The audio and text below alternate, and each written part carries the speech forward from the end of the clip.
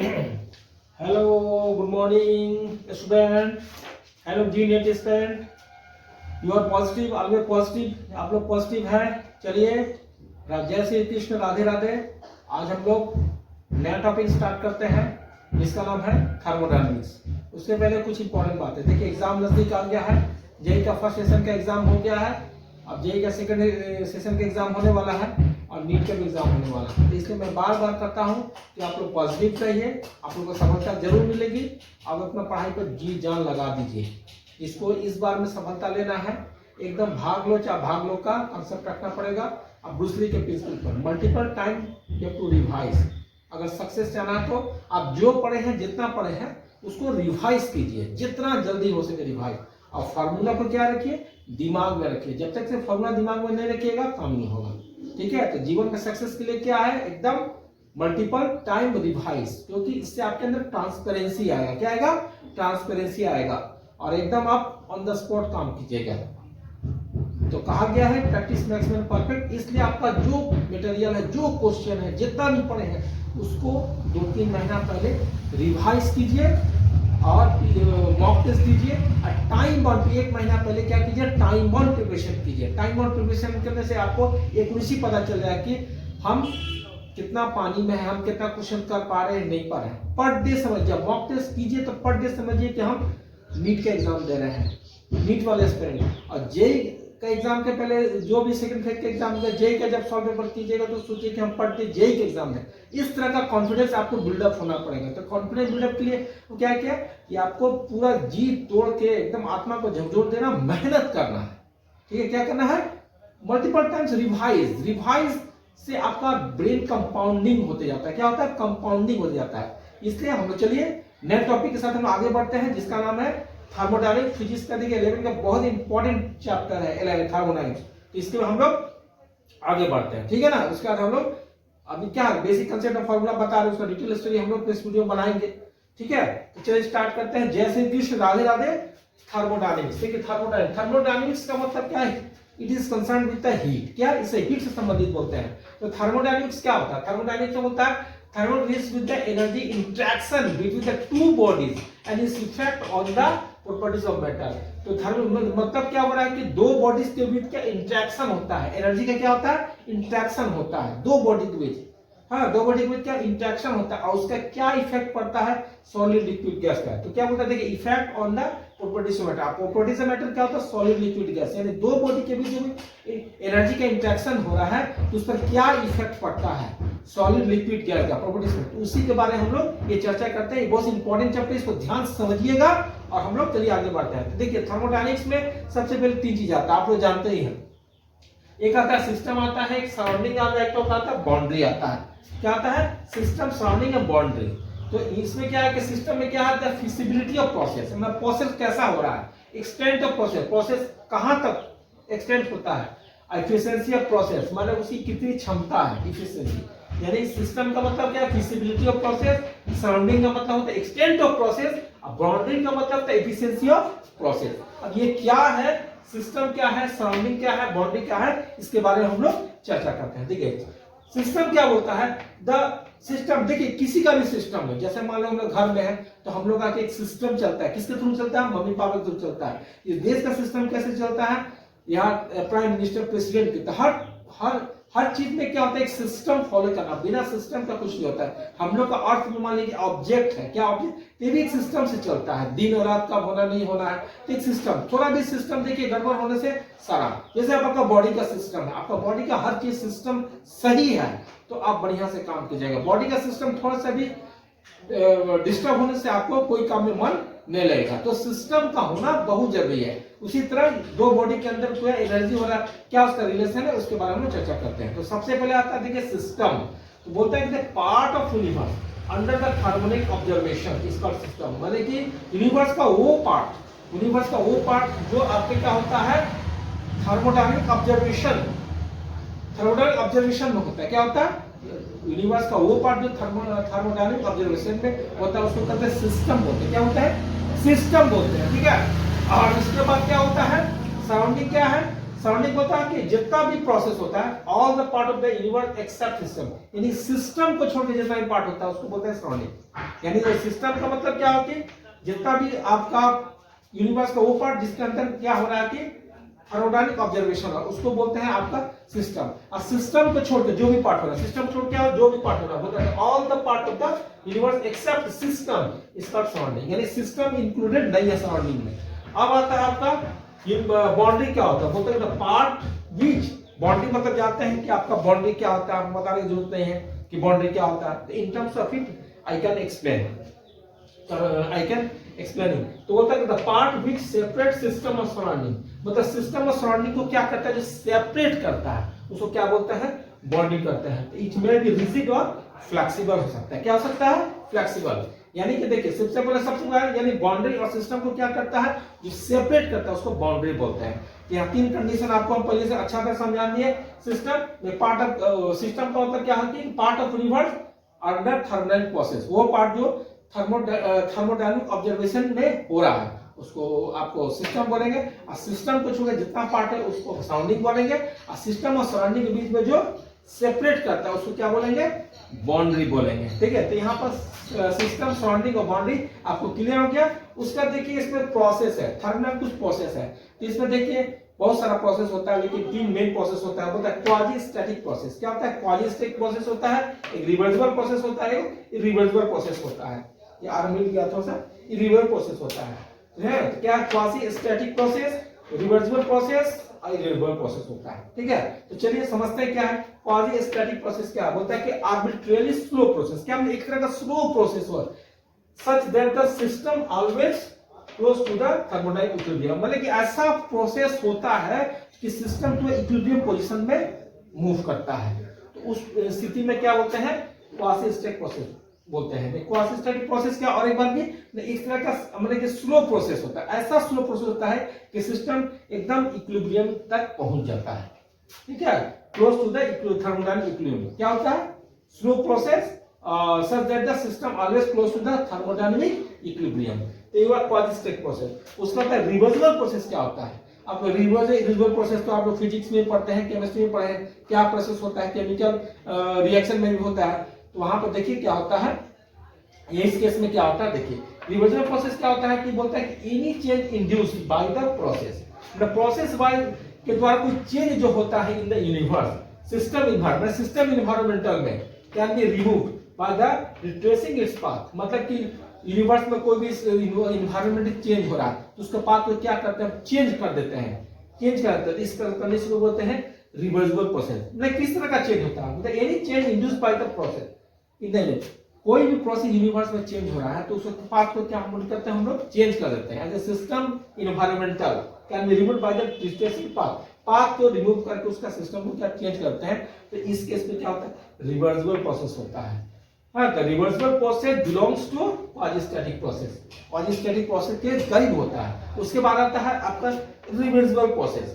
तो इसका है तो क्या होता है, any process in which a part of whole process is not reversible, मतलब कि तुम्हारे रिवर्सिबल हो गया और इसका उल्टा क्या, इरिवर्सिबल प्रोसेस। यानी इरिवर्सिबल प्रोसेस में जो कंडीशन होता है वो इरिवर्सिबल प्रोसेस में कंडीशन संभव नहीं है, इसको क्या बोलेंगे, इरिवर्सिबल प्रोसेस। तो बोलता है any process in which a part of whole process is not reversible, मतलब जितना पार्ट रिवर्सिबल नहीं होगा इस कंडीशन में क्या होगा, इरिवर्सिबल प्रोसेस होगा।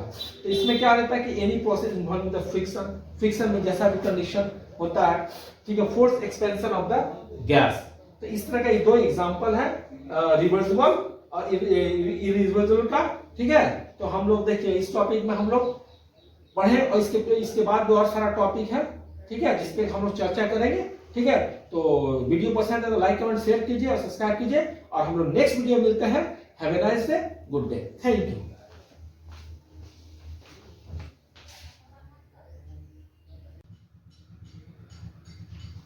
Hello, good morning student, hello JNU के स्टूडेंट। देखिए मैं नए टॉपिक के साथ फिर आ गया हूँ। ठीक है, तो नए टॉपिक में क्या पढ़ना है उसके बारे में डिस्कस करते हैं। Basic thermodynamic process. Basic thermodynamic process में क्या क्या होता है, इसमें चार प्रोसेस आता है, आइसोबैरिक होता है, आइसोकोरिक होता है, आइसोथर्मल होता है, एडियाबैटिक प्रोसेस। ये कंसेप्ट आपको पिछली मैं वीडियो में बता चुका है कि आइसोथर्मल प्रोसेस क्या होता है, आइसोबैरिक प्रोसेस क्या होता है, आइसोकोरिक प्रोसेस क्या होता है, और एडियाबेटिक प्रोसेस क्या होता है, लेकिन इस कंसेप्ट को हमको क्या पढ़ना है, थर्मोडायनेमिक सिस्टम के रूप में पढ़ना है। क्या क्या होता है देखिए, आइसोबैरिक प्रोसेस में क्या होता है, प्रेशर रिमेनिंग कांस्टेंट होता है। क्या होता है प्रेशर रिमेनिंग कांस्टेंट, तो यहाँ पर वर्क डन होगा P to delta P, P pressure हो गया, चेंजिंग वॉल्यूम, ठीक है। उसके बाद आइसोकोरिक प्रोसेस में तुम्हारा V रिमेनिंग कांस्टेंट है, क्या V रिमेनिंग कांस्टेंट है, इसका वर्क डन 0 हो जाएगा। उसी तरह आइसोथर्मल प्रोसेस में टेम्परेचर रिमेनिंग कांस्टेंट, इसमें चेंजिंग ये तुम्हारा आइडियल गैस के लिए 0 हो जाएगा, एनर्जी क्या हो जाएगा 0 हो जाएगा। उसमें एडियाबेटिक में क्या था, नो हीट एक्सचेंज, कोई हीट एक्सचेंज नहीं होता है एडियाबेटिक में, कोई हीट एक्सचेंज नहीं, यानी Q इक्वल टू क्या होगा 0 हो जाएगा। तो बोलता है कि there are in the infinite number of that process without any expression, मतलब बहुत सारे प्रोसेस है जिसका कोई नाम नहीं है, लेकिन ये सब जो नाम है आइसोकोरिक आइसोथर्मल एडियाबेटिक प्रोसेस, ये सब मेजर नेम है जो आपको थर्मल सिस्टम में आता है। तो देखिए यहाँ पर ग्राफ बनाया गया है, ये वॉल्यूम है, इनिशियल पोजीशन है, ये प्रेशर है। तो इस कंडीशन में देखिए अगर ये टेम्परेचर है, ठीक है, तो आपका देखिए ग्राफ बना 1 2 3 4 ग्राफ दिया गया, ठीक है ना, ये इनिशियल पोजीशन है।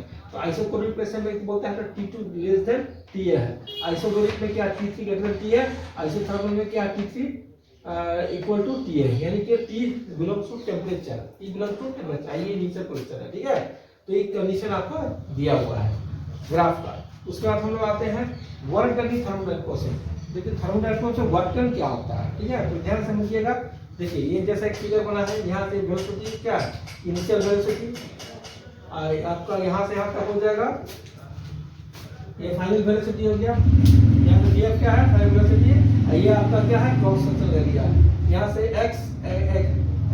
x इनिशियल x फाइनल है, ठीक है। तो इस केस में आपका प्रोसेस थर्मल वर्क डन क्या होगा, थर्मोडायनेमिक प्रोसेस में वर्क डन क्या होगा, मतलब work done in compressing the system in final से पॉजिटिव क्या होगा, पॉजिटिव हो गया, यानी total work done V initial V final equal to VI VR PdV, P क्या PdV क्या होता है, PdV होता है P pressure change in volume, अब P0 निकाले, VI to VI PdV PO W VI और VR, मतलब ये कंडीशन होता है आपका वर्क डन का, ये फार्मूला है जो थर्मल सिस्टम में होता है, ठीक है ना। तो ये सब इंपॉर्टेंट टॉपिक था। इसके बाद सबसे इंपॉर्टेंट टॉपिक आता है आपका थर्मोडायनेमिक्स लॉ। थर्मोडायनेमिक्स लॉ में बहुत सारे इंपॉर्टेंट है।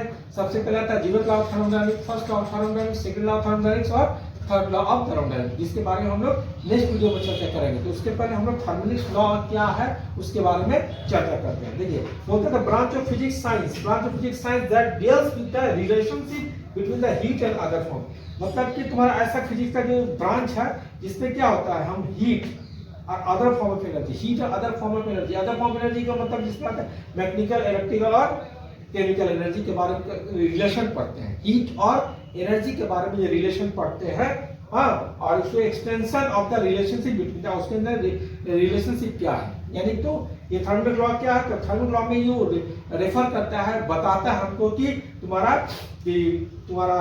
हीट और एनर्जी के बीच रिलेशन क्या है, हाँ, उससे मिलकर क्या बनता है, हीट में क्या आता है, तो एनर्जी में बहुत सारा है, हीट में आपका हीट और इसमें एनर्जी में क्या रिलेशन है वो हमको वो बताता है।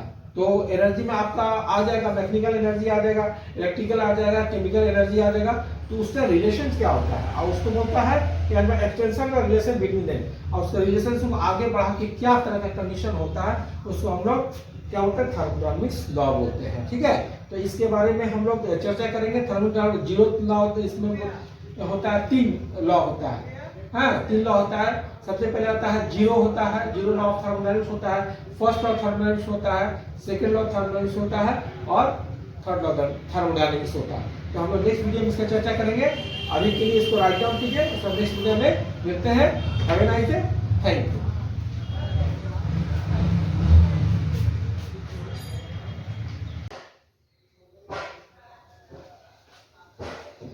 Hello, good morning student, how are you? Hello JEE student, आप लोग कैसे हैं? आई थिंक आप लोग सभी पॉजिटिव होंगे, पॉजिटिव रहना भी चाहिए। देखिए जीवन में कामयाब होने के लिए सबसे पहले क्या है कि आपको अपना डिसिप्लिन और एटीट्यूड रखना पड़ेगा। डिसिप्लिन और एटीट्यूड को आप जब लेटर में लिखिएगा तो उसको जब सम कीजिएगा तो 100% आएगा। तो आपको डिसिप्लिन और एटीट्यूड और अपने काम के प्रति 100% ईमानदारी रखना पड़ेगा, तभी जीवन में आपको सक्सेस मिल सकता है, ठीक है ना। तो चलिए हम लोग जय श्री कृष्ण, राधे राधे, हम लोग remaining portion of thermodynamics start करते हैं, ठीक है ना। और जिसमें क्या दिया है, zero law of thermodynamics, first law of thermodynamics और सेकेंड और थर्ड। तो ये हम लोग इसके बारे में हम लोग टोटल चर्चा करेंगे। चलिए let us start thermodynamics, remaining portion of thermodynamics. देखिए क्या है रिमेनिंग पोर्शन ऑफ थर्मोडायनेमिक्स। तो इसमें सबसे पहले आता है zeroth law of thermodynamics. Zeroth law क्या होता है? जीरोथ लॉ ऑफ थर्मोडायनेमिक्स आप लोग पढ़े दिए होंगे, यहाँ पे समझ लीजिए।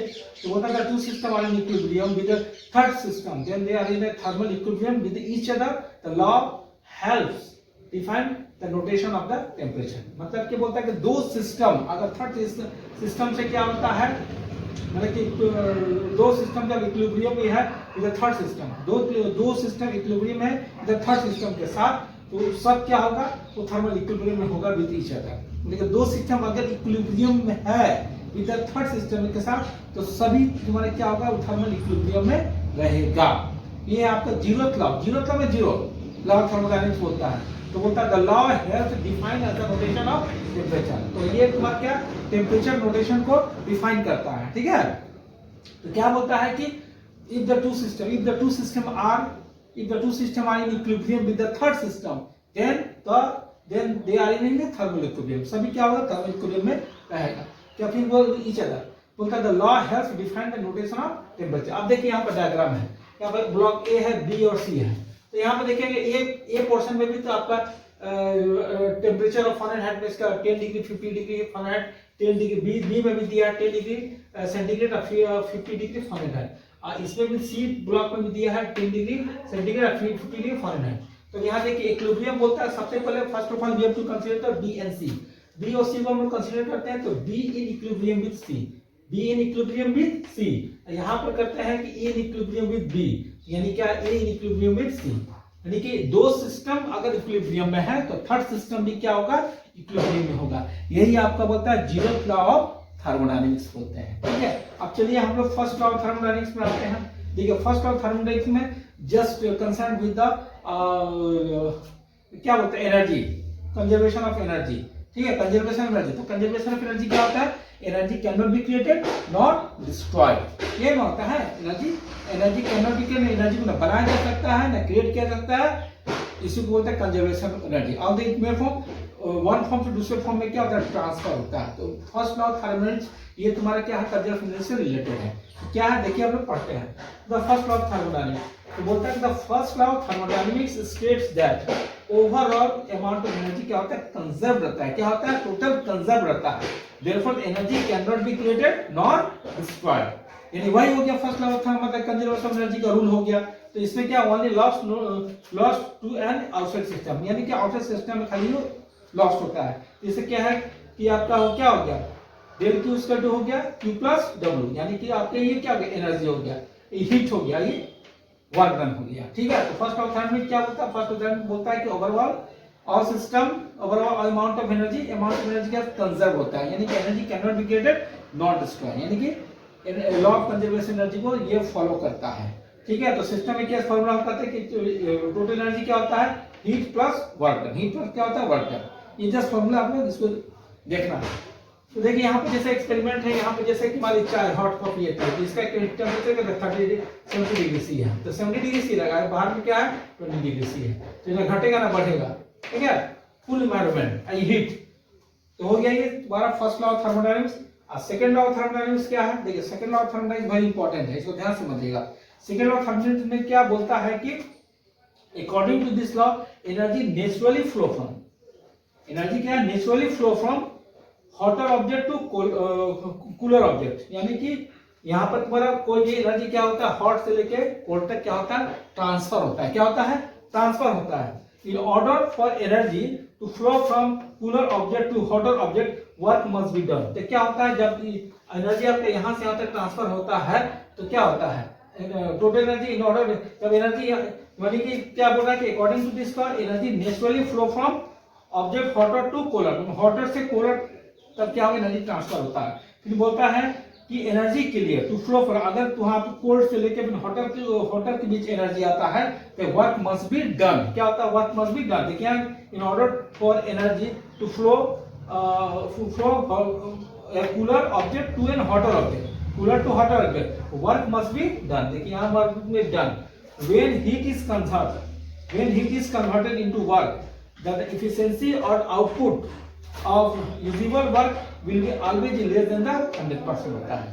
ठीक है, यानी कहने का मतलब है कि सेकंड लॉ थर्मोडायनामिक्स क्या बोलता है कि एनर्जी का जो ट्रांसफर क्या होता है, हॉट से कोल्डर होता है, हॉट से कोल्डर होता है। क्या होता है? हॉट से कोल्डर होता है।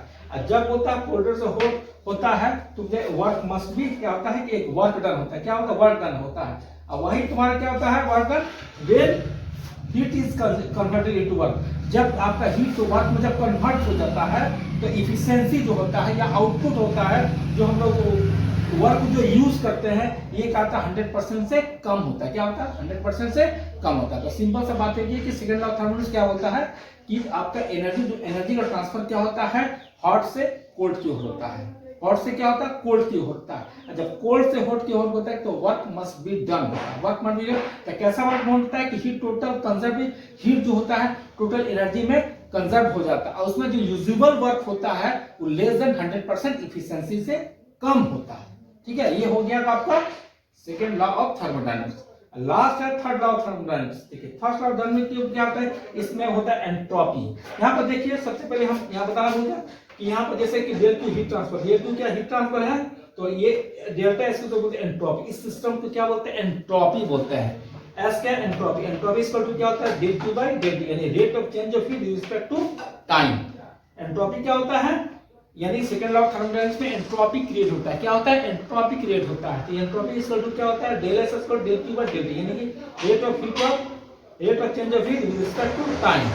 तो यानी सेकंड लॉ थर्मोडायनामिक्स में एंट्रोपी क्रिएट होता है। क्या होता है? एक सिस्टम में एंट्रोपी क्रिएट होता है। उसके बाद आता है third law of thermodynamics. Third law of thermodynamics में देखिए सेकंड लॉ में एंट्रोपी हुआ था, अब एंट्रोपी को ही हम लेके आगे चलते हैं।